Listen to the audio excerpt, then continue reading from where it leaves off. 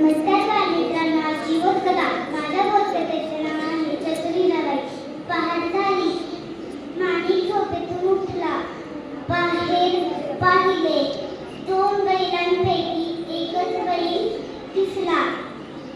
माणिकने बायकोला हाक मारली. दोघांनी सगळीकडे बैलाचा शोध घेतला,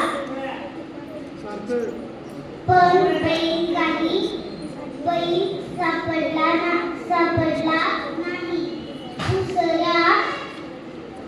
दुसरा बैल चोरीला गेला होता. माणिक व माणिकची बायको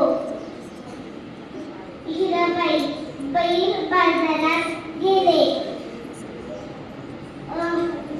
अचानक हिराबाई ओरडली, अहो, हा पहा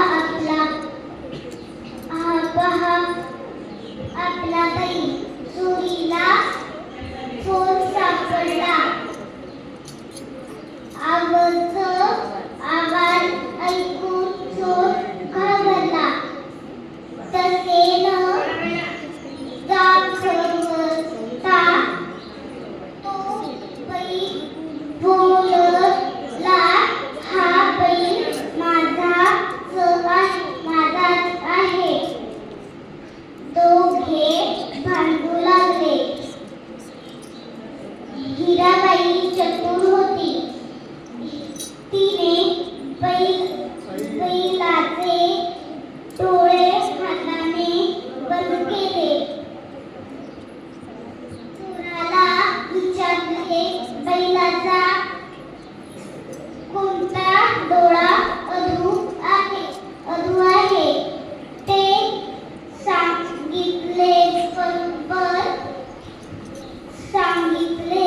तर बैल तुझा. चोराने अगोदर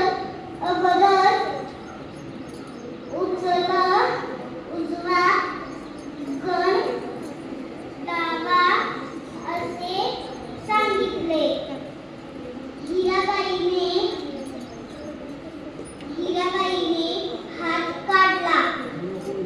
हात बैलाचा काढला. कोणताही डोळा अधू नाही असे दिसले.